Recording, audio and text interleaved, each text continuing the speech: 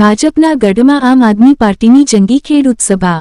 ખોરાશાગીર ખાતે આમ આદમી દ્વારા પરિવર્તન યાત્રા અને જંગી સભા। ખેડૂતો અને આમ જનતા જંગી સંખ્યામાં ઉમટી પડી।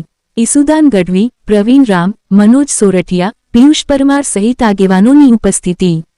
ઈસુદાન ગઢવીએ ભાજપ પર આકરા પ્રહારો કર્યા હતા। પરિવર્તન લાવો, ખેડૂત બચાવોના નારા સાથે સાથે બહોળી સંખ્યામાં ખેડૂતો અને જનતા રહી ઉપસ્થિત। માળિયા હાટીના તાલુકામાં યોજાઈ જંગી સભા। રિપોર્ટ પ્રતાપસિંહ સોદિયા। વાસ્તવિકતા એ છે કે આવનારો સમય હવે આમ આદમી પાર્ટીનો છે। શા માટે આમ આદમી પાર્ટીઓ વાત કરે છે શિક્ષણની, વાત કરે છે તમારા આરોગ્યની, વાત કરે છે તમારા બાળકોને ભણાવવાની, વાત કરે છે તમારા ગામના વિકાસની, વાત કરે છે રોડ રસ્તાની, વાત કરે છે રોજગારી આપવાની। ભારતીય જનતા પાર્ટી કાર્યક્રમ અને છતાંય કમળ ઉપર બટન તમારું જીવ જાય છે ને મને ખરેખર એમ આવે છે કઈ હું ખાઈને મોટા થયા છે। એક મને વિચાર કરો કે એક ભાઈ હોય, આ ગામમાં દુકાન હોય ને આપણે દુકાનમાંથી એમ કીધું ભાઈ 2 કિલો ખાંડ આપણે ઉધાર કાલે હું આપી દઈશ। વિનંતી કરું છું કે પાછળ બેઠેલા ભૂલકાઓને હાથ પહેરાવી અને એનું સન્માન કરે। સૌથી વધુ ખેતી છે છતાંય ઉત્પાદન ઇઝરાયલમાં આવે છે વધારે, અહીંયાના ખેડૂતોમાં આવે। શું કામ? ત્યાં ઈમાનદાર ને ભણેલા ગણેલા નેતાઓ છે, અહીંયા કરદાવાળા છે, કરદા કરી નાખે।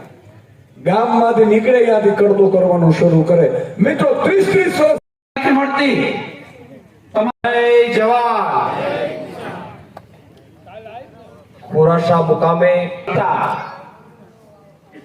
અને ગમે એની સામે પરિણામ જે કંઈ પણ આવે પણ લડવાની કાયમી માટે તૈયારી રાખે। અને મારી સાથે હમણાં ખેડૂત ના પડો જોયા છે ભાઈ કોંગ્રેસ વાળાને ક્યાંય ચૂંટણી સિવાય કોંગ્રેસ વાળા ક્યાંય નહીં દેખાય। અને આ જાહેર સ્ટેજથી કહું છું, કોંગ્રેસની કોઈ ઉમેદવાર હારો માણા થવા તૈયાર નથી। ત્યારે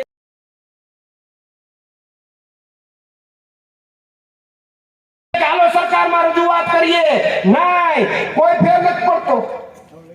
અમે ગયા હતા લ્યો હળદળમાં, તમને હમણાં તાજો જ અનુભવ કહું, રજૂઆત કરવા। રજૂઆત સાઈડમાં રહે, કડદો સાઈડમાં રહ્યો ને અમને સીધા નાખ્યા જેલમાં। 108 હોય, ખેતીને બચાવવી હોય તો પરિવર્તન સતત લોકોનો અવાજ બની રહ્યા છે અને સતત ગુજરાતના લગ્નમાં ગયો તો ચાલુ થઈ ગયો ભાઈ આમ આદમી। મને મારી ટીમ રોકે, મને કે સાહેબ આ લગ્ન છે। મેં કીધું જે હોય તે આ પુણ્યનું કામ છે। આમ આદમીમાં મત આપવો ને અપાવો ને એટલે સોમનાથમાં યજ્ઞ કરવું ને એટલું પુણ્ય મળે ને એટલું પુણ્ય આમાં મળે છે। બોલો ભારત માતા કી જય। ભાજપને વિનંતી કરું છું ને આભાર વ્યક્ત કરું છું।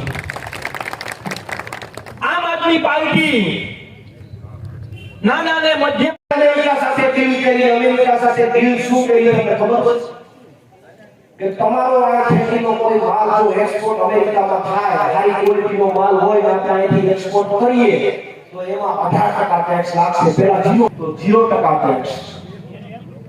8 તારીખ સુધી આ યાત્રા ચાલશે। ગાંધીનગરમાં વિશાળ ખેડૂત સંમેલન કરવાના છે અને ત્યાર પછી પણ સતત લોકોની વચ્ચે આ યાત્રાનો ભાગરૂપે અમે લોકોની વચ્ચે જઈ રહ્યા છે। આજે આપ સૌ આ બદલ આપનો આભાર। ભારત માતા કી જય। જય જય ગરવી ગુજરાત।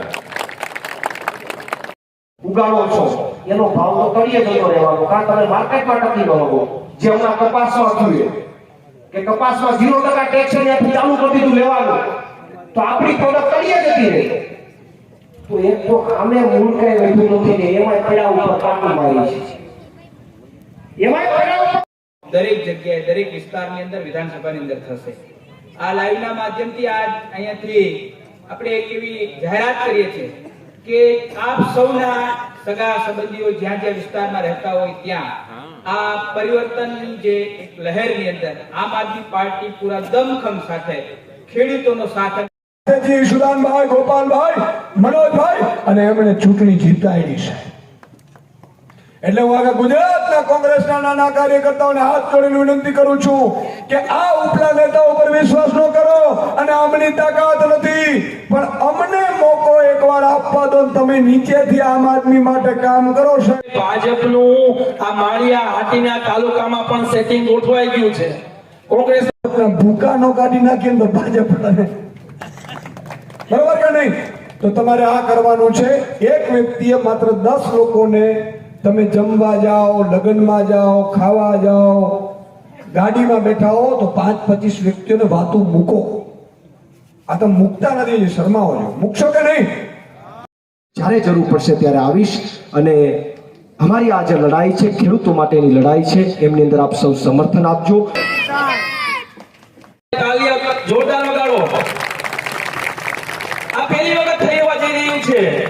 નેતાઓના સન્માન ખૂબ કર્યા બધી પાર્ટીઓએ, પરંતુ મારા ગુજરાતના ઉજ્જવળ ભવિષ્ય માટે કઈક આમ આદમી પાર્ટી નાના ભૂલતે આવનારી ચૂંટણીમાં તમે જોજો આનું ભવિષ્ય ત્યાં છે. શિક્ષણ ક્ષેત્રે આમ આદમી પાર્ટીએ ક્રાંતિ લાવી છે. સાથી અને નાના ભાઈ